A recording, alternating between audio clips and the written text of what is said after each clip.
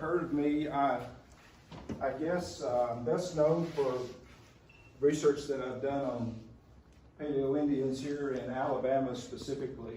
I have a lot of people that contact me, professional archaeologists and researchers, for me to share data on a lot of the Paleo Indian sites here in Alabama. So I've interviewed several hundred collectors, taken inventories of artifacts that they found and reported sites that they found with a particular interest in Paleo Indian. I published several articles in the Journal of Alabama Archaeology, and I had a few presentations at the Southeastern Archaeological Conference. And what we're talking about today is a very specific group of people. These are the earliest known artifacts that can be found in Alabama. And we call them alternatively Clovis points, Cumberland points, or fluted points. And they represent a period in time approximately 12,000 years ago. One of the things that I get asked a lot is what is their relation to Creek and Cherokee and Choctaw and Chickasaw, and there really isn't any relation to them. There's no DNA that shows any link between these people and current native populations. The only link that they possibly have, in fact, Hayes talked about this in the last meeting, is to a population of peoples that were probably in Asia or possibly in Eastern Europe at the time. But they are the only people that are known to have made these very distinct projectile points with a flute in them. And you can see as we go through time, later in the Paleo Indian period and into the late Paleo Indian period, this is Dalton and Big Sandy, and the early Archaic period, where we start to see corner-notched artifacts and then stem points later. It's very easy to recognize this technology when you pick up an arrowhead in the field or you're looking at a collection because of that distinct flute. There are a couple of terms that I wanted to make sure everybody understood, because I may say them during this presentation. One of those is Pleistocene. We hear the term Pleistocene a lot. In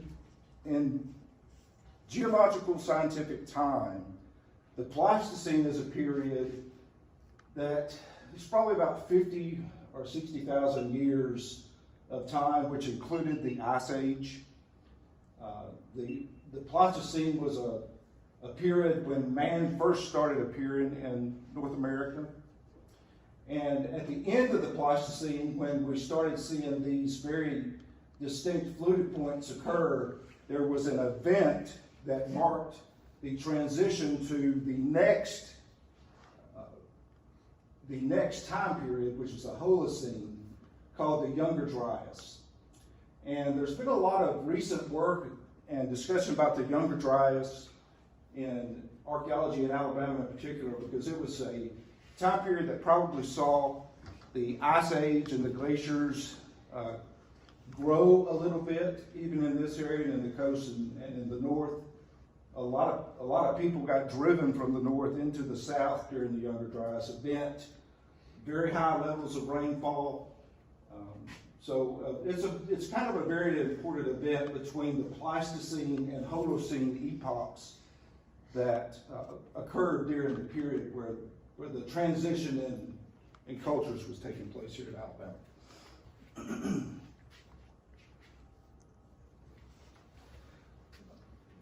This is a site distribution map of fluted point sites in North Alabama. We have 380 fluted point sites just in the counties that are bordering the Tennessee River. You can see that there are some very discrete clusters of sites that occur in kind of unique areas. One of the things that's really interesting when I first saw this image was here in Colbert and Lauderdale County. Not only do we have clusters, but we have a very distinct ground appearance of their settlement here in this area.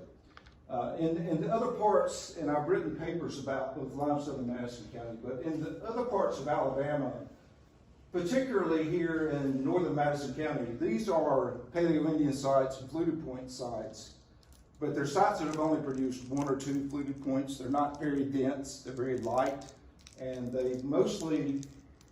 you're going to mostly find Dalton and early archaic artifacts on these sites.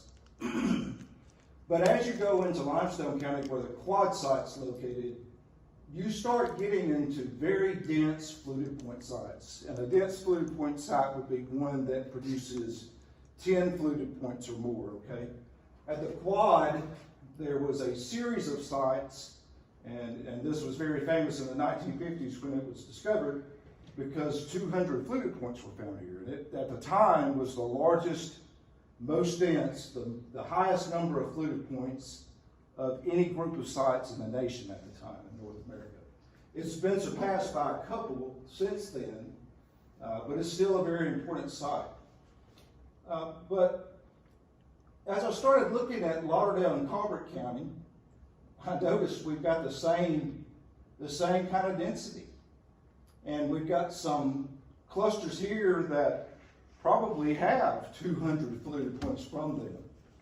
We've got this Coffee Slough region, this P1 Gunwalford region, Pride Landing, Heaven's Half Acre, and some other places that are very dense. And so I thought that it would be interesting to kind of write a little bit about these cultures that were here and what they were doing and why we may see clustering occur here.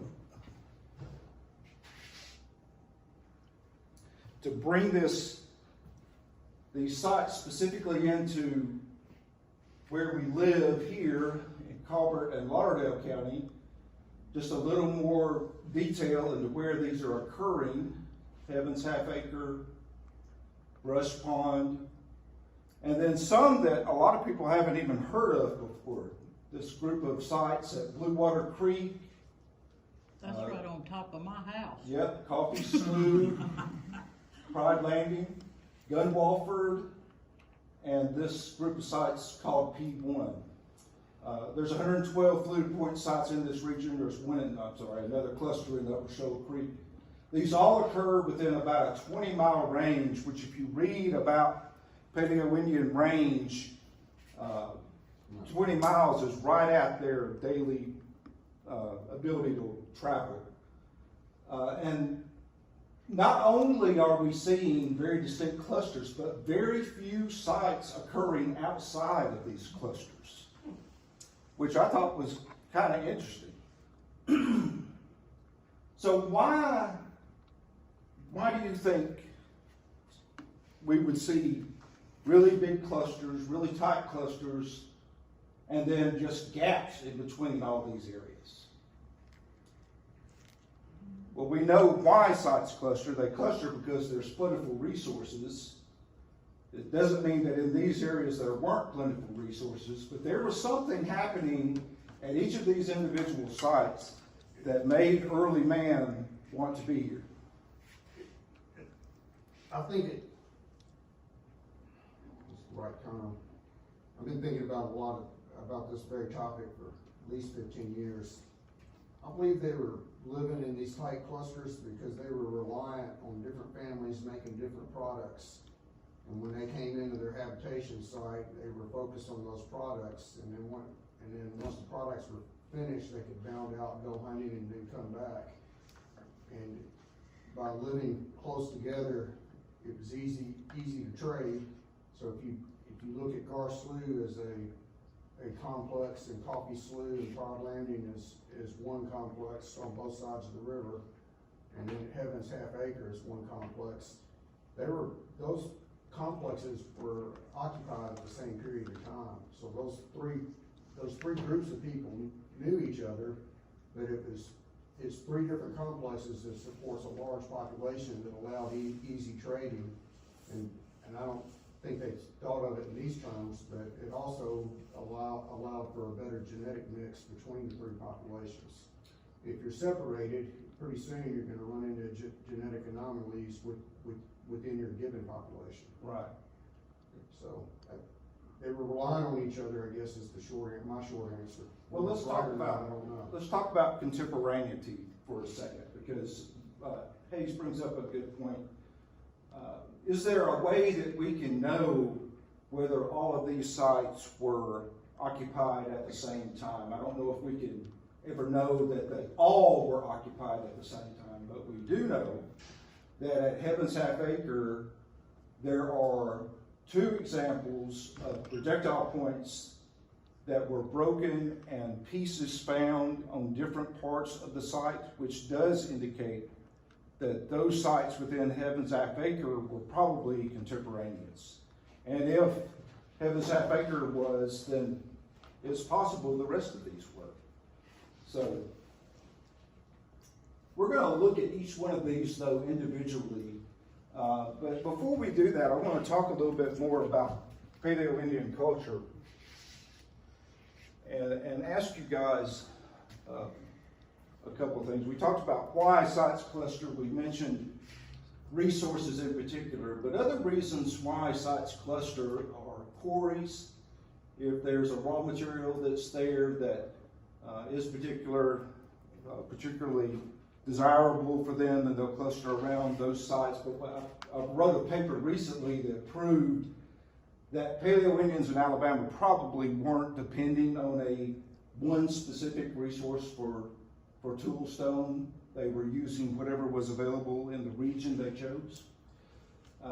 Bottlenecks like we see on the Tennessee River, where in Colbert County we have bluffs, and then on the Lauderdale County side we have a floodplain.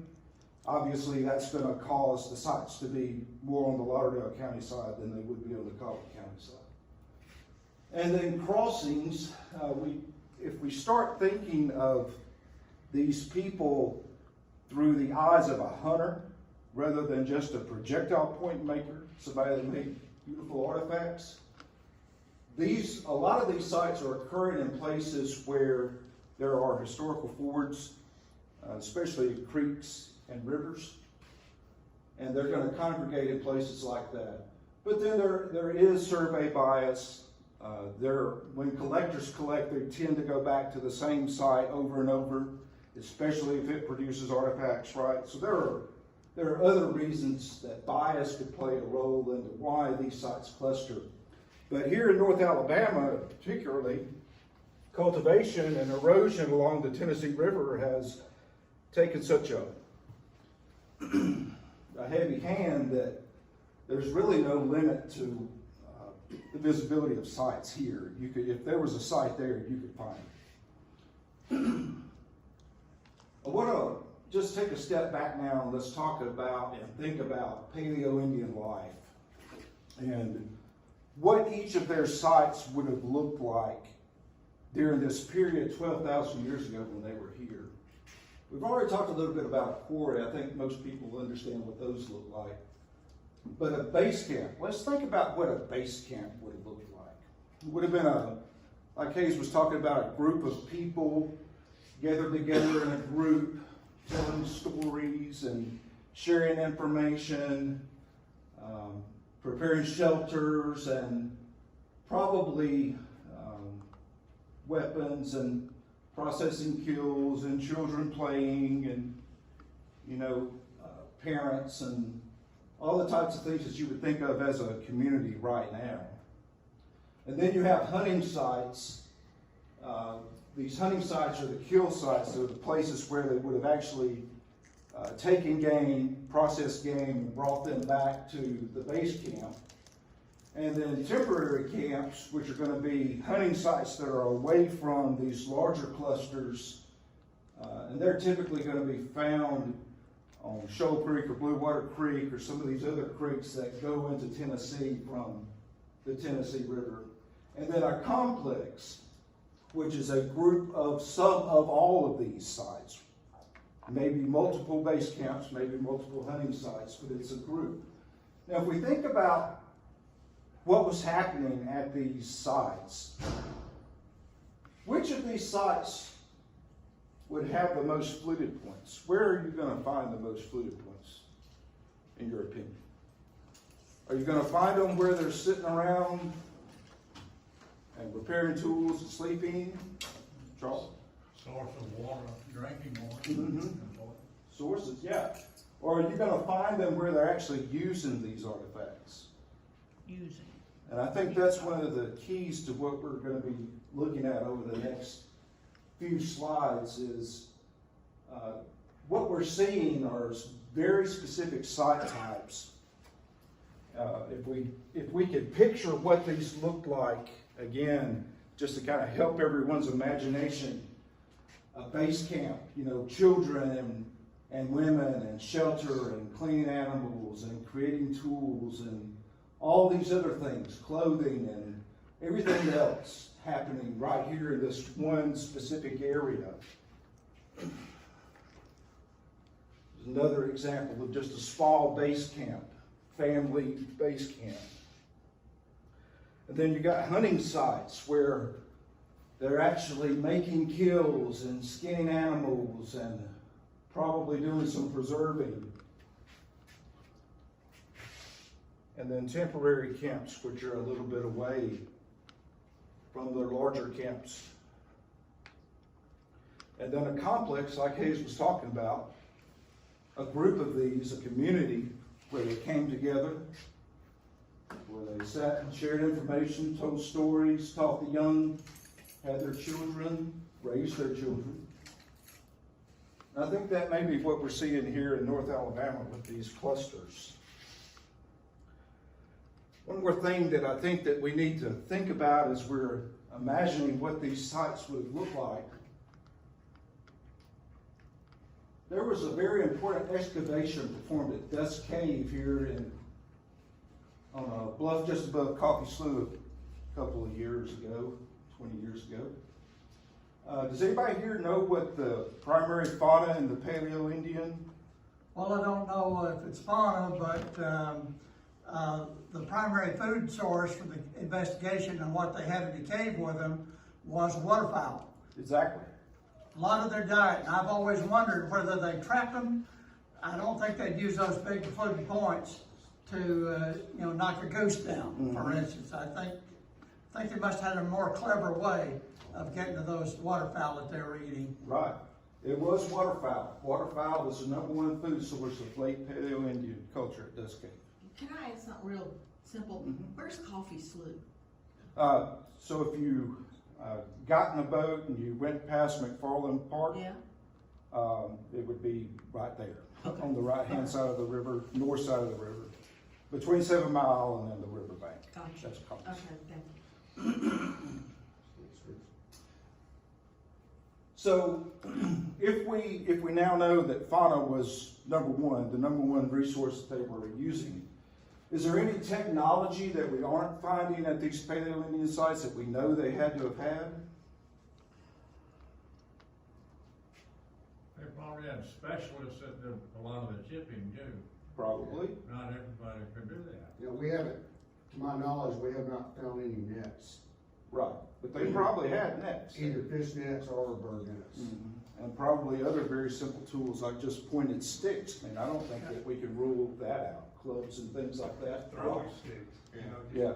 That's this. I think they had baskets, and maybe they had some food leading to under Absolutely. the basket, and it knocked over a stick and got him captured. Exactly. There's a lot of things that we don't see in the archaeological record during this period that we can infer probably existed, right? Especially since we know that waterfowl was the number one thing that they were capturing.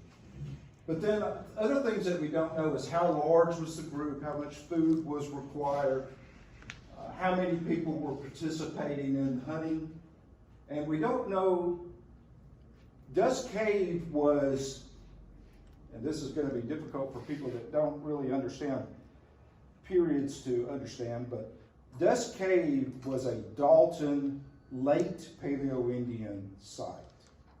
So these people were 2,000 or 3,000 years before Dalton.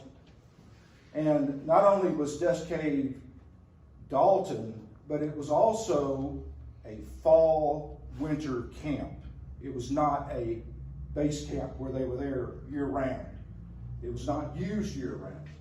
So there were some things that were found, and some of the findings at this cave we can apply, but then there are other things that we can't because we don't know what was happening in the early Paleo-Indian period.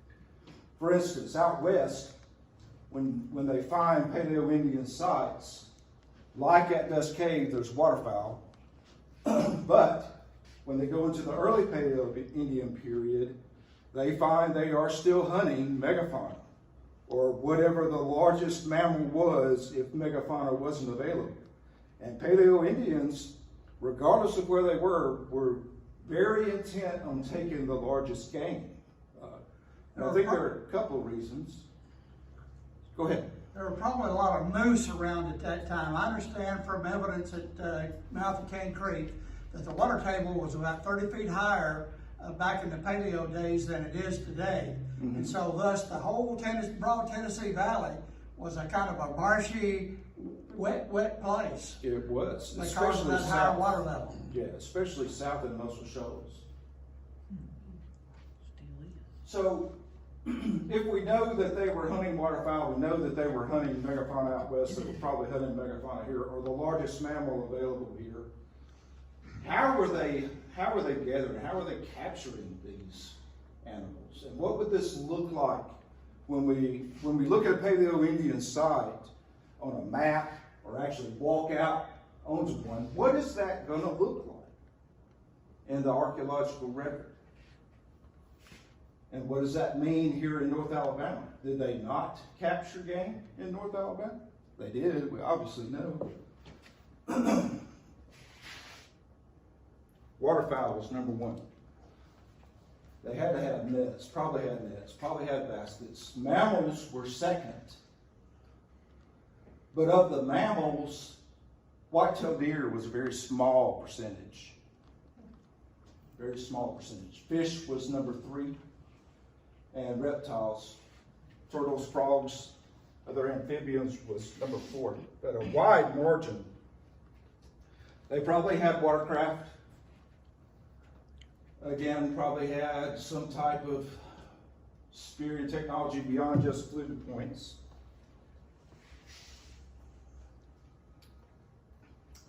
But the romantic view of the Paleo-Indian is always going to be hunting megafauna, that mammoth, right? Man versus mammoth. That's what people like to think about. In the West, we think a lot about kill sites being where they ran buffalo or bison off a cliff. But this is a very, very highly romanticized view in terms of new technology and new findings. And in fact, Paleo-Indians were probably more like this when they were hanging.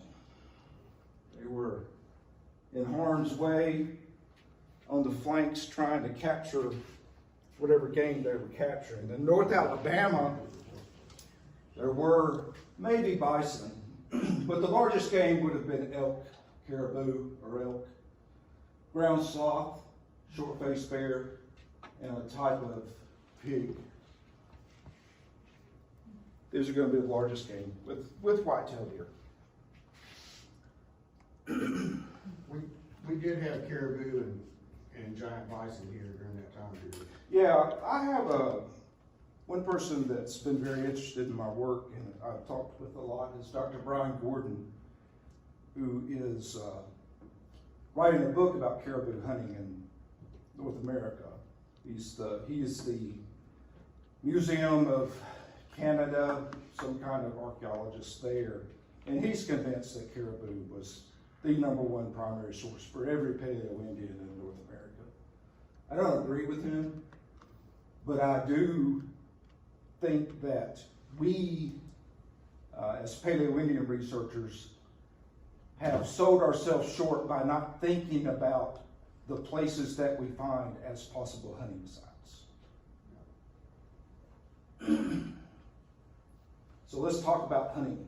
Let's talk about big game hunting without a rifle and a compound bow. How do we do that? There's ethnographic evidence for all of these types of hunting strategies that early man used. In the West in particular, we see examples of where early man, Paleo Indians, Clovis people actually changed property to create hunting sites.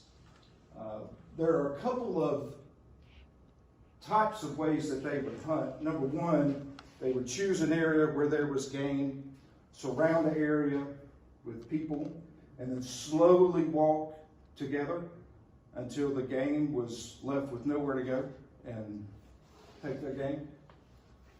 They would use blinds, which, you know, it's like having a hunting blind now, sitting in a hunting cabin or up in a tree.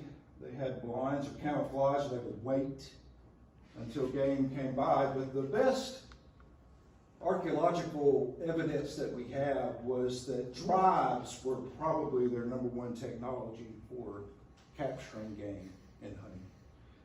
And in the West in particular, I'm going to show you guys a picture in a minute. In the West in particular, some of these drives can be extremely large, man-made, with stacked stone fences or stone blinds up to 3 miles long. And they're also built modularly so that if you didn't have enough participants to run that entire blind, you could just run a section of the blind and still capture game. But could we possibly have something like this in Alabama?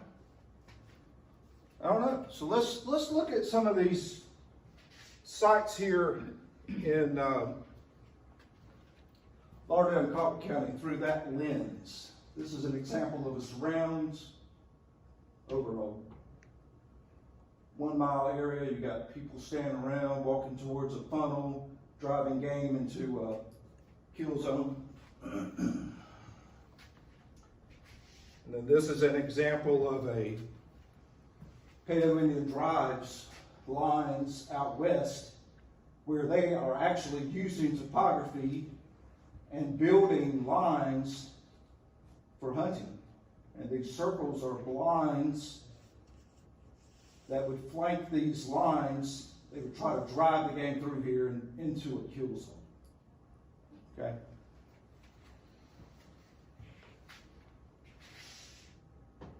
Coffee slough. Let's talk about coffee slough for a minute.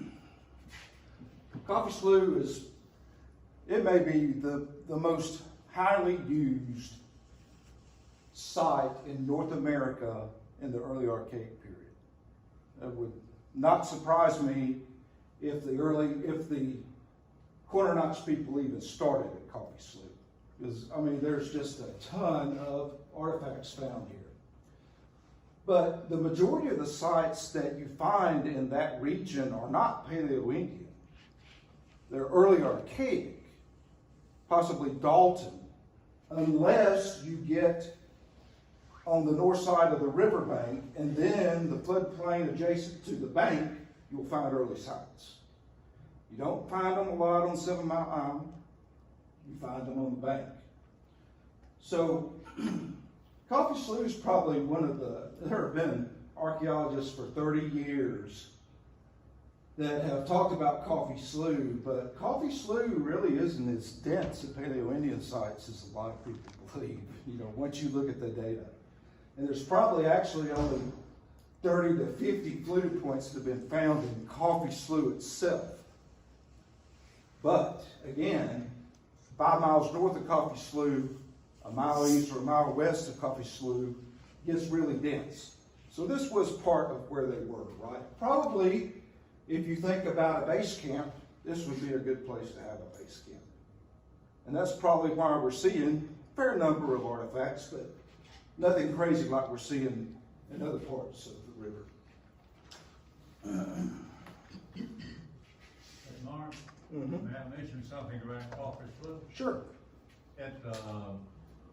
Generally, there are a lot of caves along that bluff line, really along been, opened up. Right. Because the debris is still in there. But guess what? They generally face south so they can get the southern sun during cold weather. So that would have been one big attraction, and they had fresh water running right in front of them. Yeah, it'd be interesting to go to one of these other caves, Key Cave especially. I think would be an interesting place to look at right here. The Collier's Cave is so close to Dust Cave. Mhm. It's got a huge opening. Right? Collier's Cave, yeah. Mm-hmm. So I would have thought that it would have been a more heavily used site, but I don't, and I just wondered because it was so heavily used from a recreational standpoint. I mean, because when I was growing up, we would camp inside that cave. So Scott is an archaeologist. He actually surveyed those caves.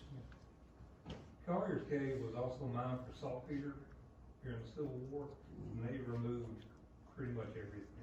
All the soil from 6 feet in depth, and anything that was there was long gone. Yeah, that's what I think. It was because it was so heavily used. I think whatever would have been there's probably, it's been stripped out. It was. But I would have thought that would have been a more heavily used cave than Dust Cave. Right. Yeah, my dad and a friend of his actually mined the dirt out of Collier Cave and sold it to old ladies on Wood Avenue for fine plants. For fertilizer? And I think Carter Cave was also a bat cave for eons. Yeah. And that's just, no matter how bad you need shelter, you're not gonna fight that, or just the stench. Yeah. Yeah, another thing that we need to think about, and Key Cave and Dust Cave, probably not as much as possibly Collier's Cave. One of the reasons why we see early archaic sites, the black dots here are early archaic, the red are fluted points. Early archaic are possibly late Paleo-Indian Dalton sites. In the Pleistocene period, we talked about the Younger Dryas. In the Younger Dryas, there was so much rainfall that if you can just imagine what the Muscle Shoals looked like when it was flooding, good Lord, you wouldn't want to be anywhere in this area, right? Because you're going to get washed away. And they knew that, and that's why they tended to put their sites farther up on the riverbank, along the tree line, and south too. This is one of the few places where there aren't any bluffs. But south too, because they knew they didn't want to get washed out. Coffee Slough. There's a few Paleo-Indian sites here, but nothing like what a lot of people would lead you to believe. If we look at it from a satellite view, and the light's not very good, but again, you can see that these sites are occurring in this floodplain. This is the modern riverbank in this floodplain, and not on the second and first terraces away from the modern riverbank. And then a couple of sites near Key Cave and Springs. So Paleo-Indians here, I think this was probably a base camp. Good example of one of the islands in Coffee Slough. Another group of islands in Coffee Slough. But Coffee Slough, in my opinion, is a little bit overrated. We're going to talk about some more of the way more dense sites. Blue Water Creek. This is a site that very little information has been made available on. But it was discovered in the early 80s by several guys that collected here. This is probably one of the most dense unrecorded sites, fluted point sites in North Alabama. LU 488, during the surface survey for Paleo-Indian sites by Greg Weiserkoff and Sid Hite and their crew, there were 2 Clovis points found at LU 488. And a couple of collectors have shared with me that there's one collector actually, half his collection now, had 10 fluted points from this site. And then one of the collectors that was part of the Weiserkoff Hite survey had several other fluted points from this site. So this was a very dense fluted point site, probably up to 25 known fluted points, and then another 25 estimated, so maybe 50 fluted points. Now to put that in context, 50 fluted points would make this the third most dense site in Alabama, and top 10 most dense fluted point site in the southeast. So this is a significant site. But this site, this layout of sites, if we go back to the definition of a hunting site with observation areas, this fits that description perfectly, right? So this was a hunting site, fluted point hunting site. Now from a conservatory perspective, it's been, as she mentioned, she's got her house here now, right? So we can't really study it much anymore. But during the 80s, this was a very prolific fluted point site that several collectors knew about. Thinking again, if you can ignore my art, from the perspective of a hunter, they've got their base hunting camp situated in an area where springs are emerging and into the floodplain. This is a bluff area here along the Tennessee River, and they've got observation sites to watch for herds crossing in this region. And then there's a small sink in this area. I don't know how much they paid attention to it, but if you notice, there are camps on all four sides. So something important about that sink also. Upper Shoal Creek. We'll look at another group of sites. This is probably the lightest group of fluted point sites in my study area. It was discovered by Holly Allen. A lot of y'all know Holly, and you, Holly.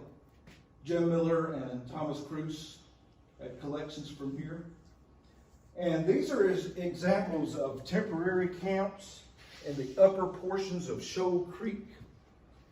And they're located in areas where the floodplain is wide and there's a ford in this area. Each of these are located near a ford.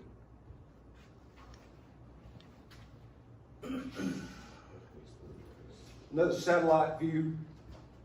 This is a very rural region. Jen and I drove up here, and I got a picture I'll show you in a few minutes, but this group of sites here are more dense than these. These are probably 1 to 2. This is a little bit more dense fluted point site, but we're looking at 10 to 15 fluted points from this group of sites here.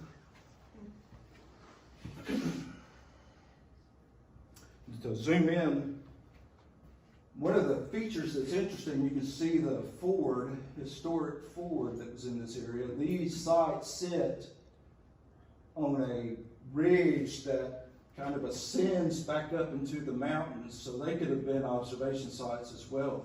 And there's actually a couple of fish traps in this region, and this is a blow up of one of those fish traps. You can actually see it from the satellite view. That's Savannah Ford. That's Savannah Ford. Yep. There's a photograph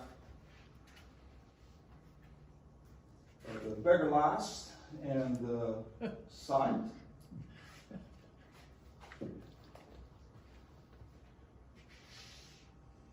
And then, if you excuse my art again, just a quick drawing of what we're seeing here. Fords and fish traps. We don't know if the fish traps were prehistoric or not, but they do occur. There's 3 that I've been able to identify. Steep bluffs outlining Shoal Creek in this area on the north side, and then these fluted point sites occurred on the wide parts of the floodplain against the hills where springs are coming into the Shoal Creek. One interesting story about this site. I like to tell stories. One of the people that I surveyed was Ronald Pettis, who was a teacher at Rogers High School for many years. And he told me a story of a young man who brought half of a very rare fluted redstone that was about this long to school with him one day. Ronald said, if you'll bring the other half of that tomorrow, I'll give you $5 for it. Right? So he did, and he bought it. It was from this site, but it's a very large redstone. There's only 10 known from this region. Very interesting story. Another group of sites that are in Colbert County, Nitrate City, I think again these are probably temporary camps. Roughly 20 fluted points coming from this area. Some of you may be aware of these sites. They've been known about for a long time, and there's a lot of survey bias associated with these sites because they occur south of the Reynolds metal plant. So several dozen people have collected these sites over the years. The most dense sites are here and here, and they probably have 4 or 5 fluted points each. And then this is Nat Pond,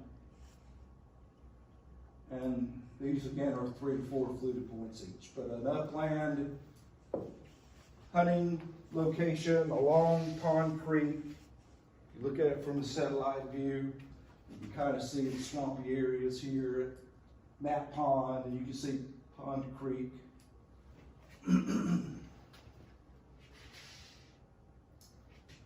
And then just a quick drawing of how this might have looked, how Paleo Indians might have looked at this based on just the distribution of the sites and the way that the land lays in this area. You could just maybe see sites flanking this ridge that were where they were making kills, because it would have been easy to herd animals into here between these two sinkholes. Lowland, animals going to want to stay on flat land if possible. If you considered as you disturbed the herd here and you made several kills, if the herd was going north to the Salt Lick or going south back of the Savannah Plains, and as you disturb the herd here and it's going north, you just move down to the next one and catch them at the other crossing as well. Yeah, I think that that's probably what's happening, especially if we'll go back to that in a second, or at the end of the presentation. But if you look at let's go back to that real quick. So you got 8 or 10 on the first hit, 15 or 20 miles away. The next day you got 8 or 10 more. Yeah, let's look at that real quick. So this is Nitrate City. So I think what we may be seeing, and this is way too early, right, for me to even say this. I was going to say this at the end, but you've got herds of whatever they were hunting going right through here.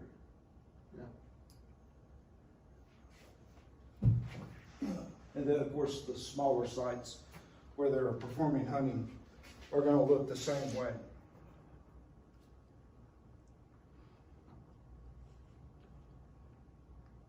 All right, now we're going to get into some really dense sites. And, of course, everyone's heard of the famous, legendary Heaven's Half Acre. We have at least 260 fluted points confirmed from these sites. A lot of collectors believe up to 1,000 fluted points have been found here. And many researchers are beginning to think that this may be the most prolific fluted point site in North America. Been a lot of survey on this site over the years. It's located in Colbert County, southeast of Leeton, and it's located along the margins of a sinkhole. If you drive through here, and I'll show you pictures of it, this holds water almost all year long. And these sites are occurring along the margins of that sinkhole. CT 161 is the site that Heaven's Half Acre was named for. It is the actual Heaven's Half Acre that was first discovered. And then all of the ancillary sites were discovered after that. Satellite view. Here you can still see the marshland and the higher ridges where you've got observation sites. And then this is a photograph of looking south to CT 161. This is along Fennel Road of Heaven's Half Acre. During heavy rains, this area still floods, so much that Hayes and I actually canoed to these sites at one time. It fills with water. It's like a huge lake, right? And I've got a photograph. This is when, yeah. This is one time when Jen and I drove out to it. But you can tell that, you know, during the Pleistocene and heavy rains, this was covered in water. And of course, the only land you can see on this side is CT 161 and any of the sites that were on the margins. Now, 18 months ago, they raised the road up, Yeah, right. so they doesn't do that anymore. Not so bad, yeah. So let's think about Heaven's Half Acre, though, from a hunting perspective. And the way these sites are distributed along the margins of these sinks, you know, you could drive game into here, drive game into here, into here. I mean, if we start thinking as a hunter, it's pretty easy to see that this could have very easily been a place where hunting took place. Mark, when you talk about kill zone, what would that look like? So a kill zone is where the actual taking of the life of the animal took place, right? That's where the flanks would converge and capture the animal, right? So it'd be like a Spear hollow was down from- area or something? Not necessarily. It would just be between two blinds. These are blinds. If you think of these as blinds, they're being led into a funnel, and at that funnel is where you're going to take your game.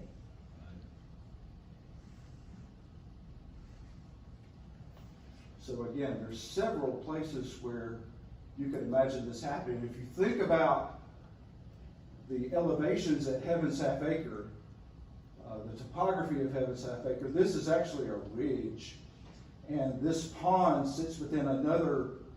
These dotted lines are supposed to represent the greater low-lying area, the greater sinkhole, but it really sits in a bowl, right, with just these little small high spots in between it. So if they drove game into here, they would have had a field day, you know, hunting down on animals from Heaven's Half Acre. So I think you surmised that they were running them into the swampy areas so they couldn't. I don't, well, they could have run them into the swampy areas in the west. They didn't. I don't know why. They probably didn't want to go in after them. They would wait till they came out and capture them on the other side. Brush Pond is another very well-known site. This site is just southeast of Leap High School. This is the site that Horace Holland would take all his students to during class. There's at least 33 fluted points confirmed from this site, and 50 or so that have probably been found here. But another area that's probably a hunting site, could be a hunting site, around a pond, two ponds. If we look at satellite view, and we'll just go to the next slide. Again, you can see potentially blinds, flanking areas, running the animals through these flanks, and then a kill zone in this area.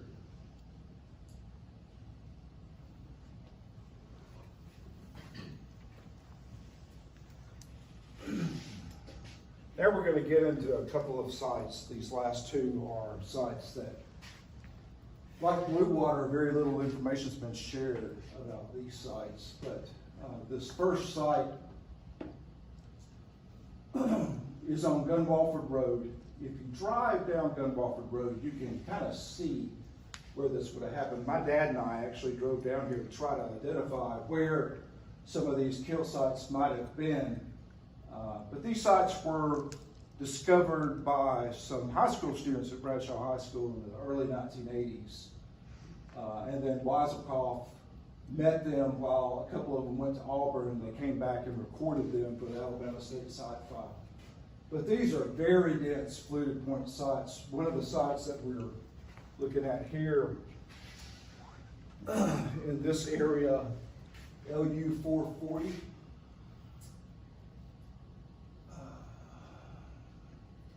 During their survey, there were 4 fluted points found on that site, which is pretty amazing to think. During a surface survey, one day surface survey, you find 4 fluted points. That's a pretty rich site. Probably somewhere between 50 and 100 fluted points have been found here.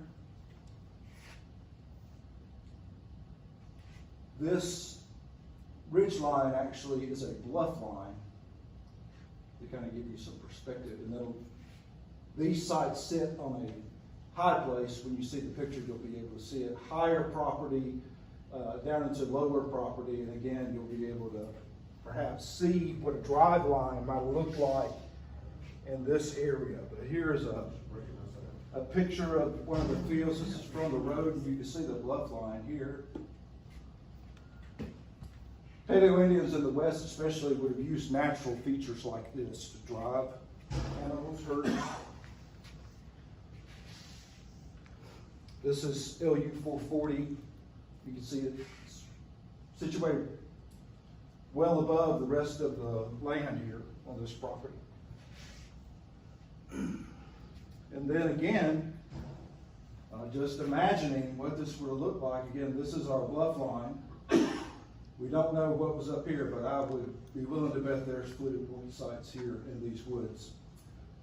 But a bluff line, a sinkhole, and then we have blinds or flanking sites here on this side. So I suspect this would be a kill zone. And then at LU 440, where this is the highest property right, again, they're possibly running them through this low-lying area, wet, swampy marshland, and flanking them. Is that the Sinking Creek sinkhole? This is not Sinking Creek. Sinking Creek. Look at one more before we talk about another site. Pride Landing. This site's been known about for several years. I know Charles has several fluted points from this site. But it was actually discovered by Bill Butler and Sam Mosley in the 1950s. And of all these sites that I've shown and I'm going to show today, more people talked about this group of sites than any other place in Lauderdale and Colbert County. Hemsap Acre would be the only one that compared. We have 20 fluid points known. Most of that's from collections of people that are in this room, and probably about 50 fluid points from this area. And again, this is a classic hunting site where you've got fluid point sites occurring on both sides of Sinking Creek, the mouth of Sinking Creek at the Tennessee River. Look at it on a satellite view.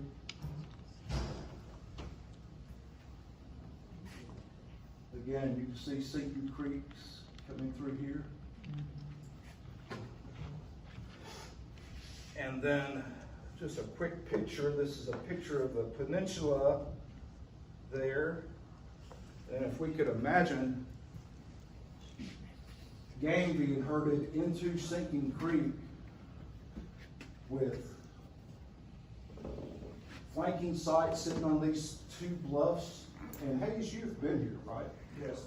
This is a steep area, right? These are pretty steep bluffs. No, not there. Up the creek a little more. That right there. Mm-hmm. Go up another inch. Right there. That's steep. Right. And then when you get up there in your last kill zone, it's Yeah. 75, 80 feet. Right. So This would be, of all the places that we've looked at so far, maybe the next one.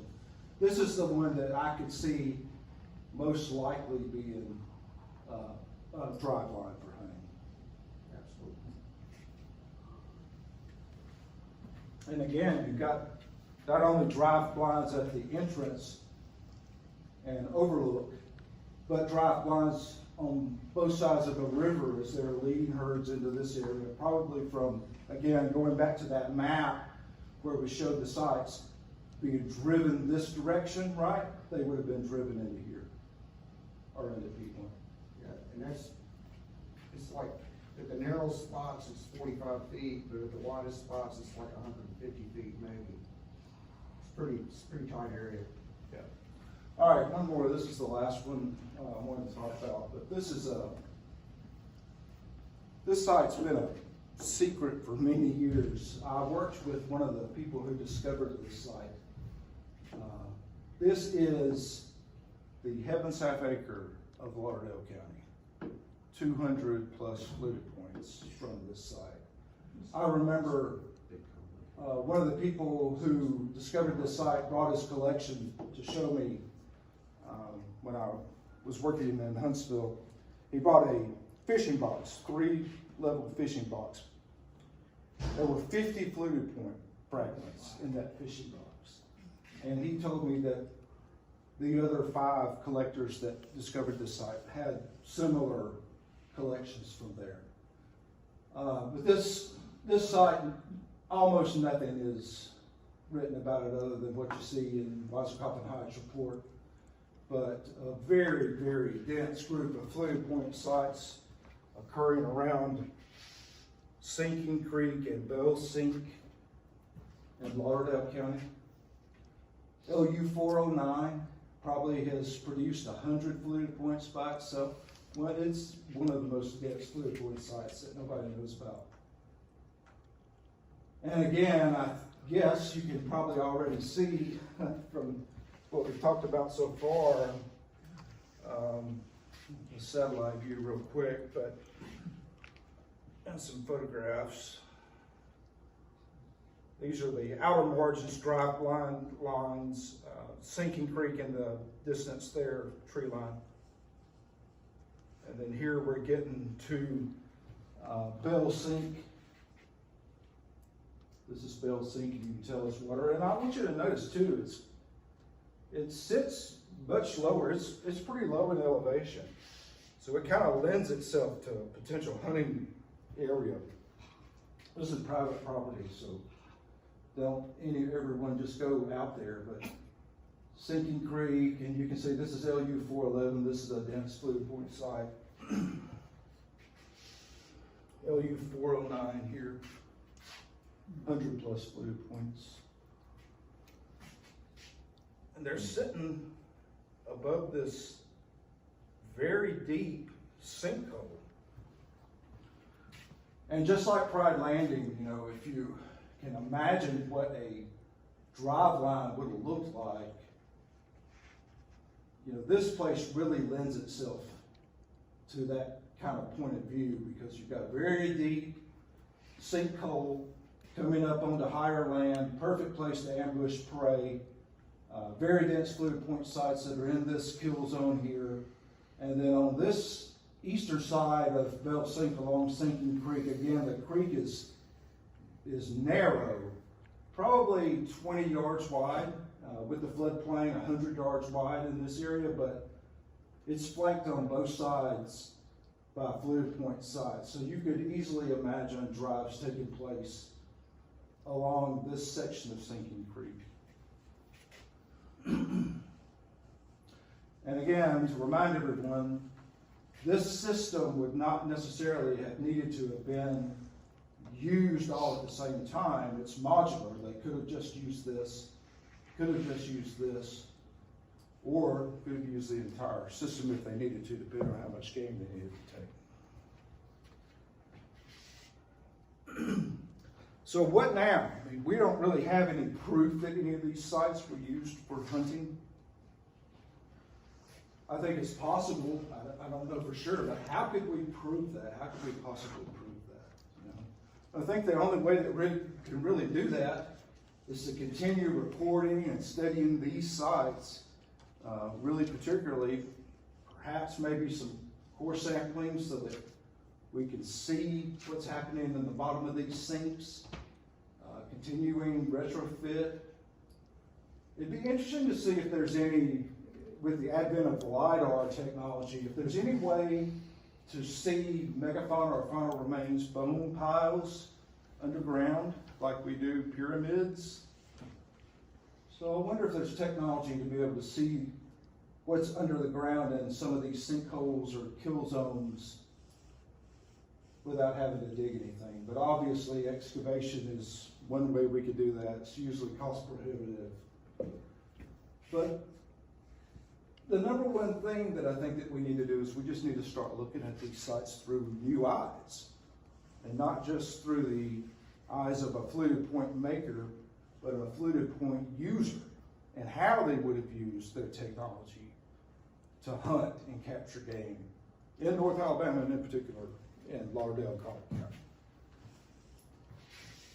Thank you. Appreciate it.